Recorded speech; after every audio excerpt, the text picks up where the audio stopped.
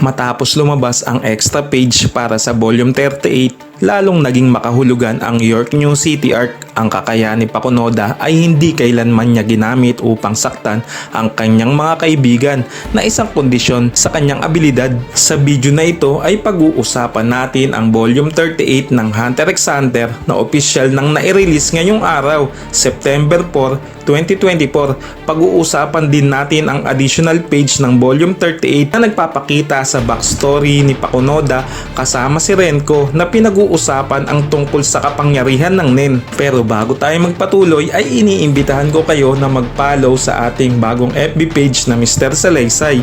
Dito ay nagbabahagi ako ng mga bagong updates sa Hunter x Hunter. I-like at i-share ang ating mga videos bilang suporta. Muli, maraming salamat sa patuloy na suporta mga ka-Hunter.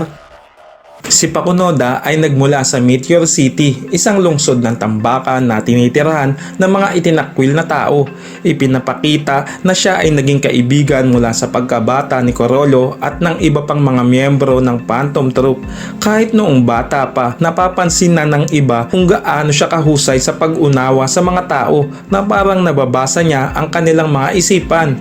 Sinabi ni Corolo na binabasa niya sila na parang isang libro. Dito pa lang ay makikita na nating Nen Genius itong si Pakunoda na likas sa mga may specialist na kategorya ng Nen. Hindi nakataka-taka na tinuruan din siya ni Renko, ang taong nagturo ng Nen kay Machi, dahil kung matatandaan, nauna nang naklasifyd si Machi ni Renko bilang isang Nen Genius nang magawa nitong makita ang aura ni Renko kahit hindi pa niya alam ang tungkol sa Nen, kaya naman ay tinuruan niya ito ng Nen. Sa extra page para sa volume 38, inireveal nga na si Renko ang naging Nen Master din ni Pakunoda at pinag-uusapan ng dalawa ang tungkol sa restriction na ilalagay ni Pakunoda sa kanyang ability. Ang ability na iyon ni Pakunoda na tinatawag na psychometry, si Pakunoda ay may kakahiyang basahin ang mga alaala ng sinumang tao hanggat mahahawakan niya ito at sa pamamagitan ng pagtatanong ng mga partikular na tanong. Ang pagtatangkang linlangin si Pakunoda sa pamamagitan ng paglikha ng mga walang kaugnayang iniisip o peking impormasyon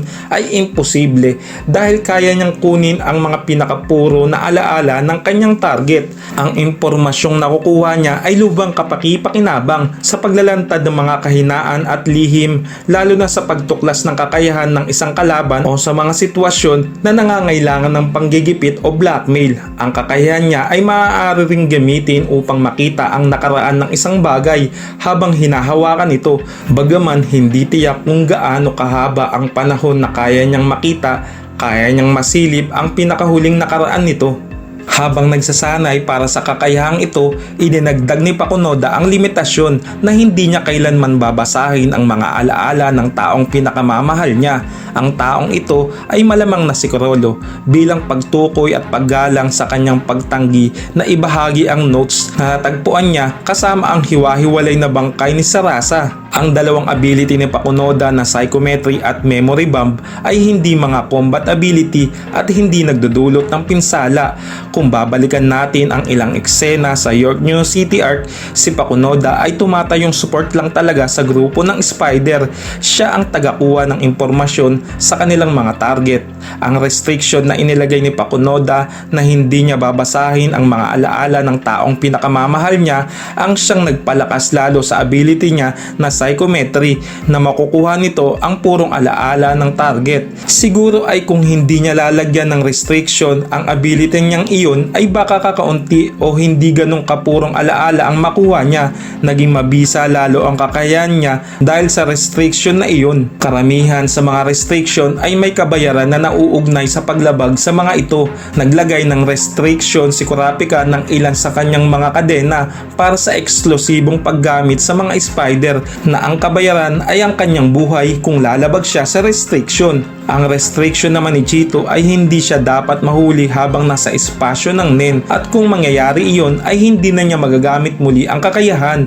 Kung mas mataas ang halaga ng paglabag sa paghihigpit, mas malakas ang kakayahan, kaya naman itinaya ni Kurapika ang kanyang buhay sa kanyang mga kakayahan. Kapwa salungat ang ginawang restriction ni Kurapika at Pakunoda. Magagamit lamang ni Kurapika ang kanyang kapangyarihan sa Phantom Troop. Hindi magagamit ni Pakunoda ang kanyang kapangyarihan kapangyarihan sa Phantom Troop. Napaka-interesting talaga ng extra page ng volume 38 na kahit sa kakaunting impormasyon ay nabigyan diin ang ilang katanungan patungkol kay Pakunoda. Bukod dito, ang pag-release ng manga ngayong September 4 ay ang araw din ng kamatayan ni Pakunoda.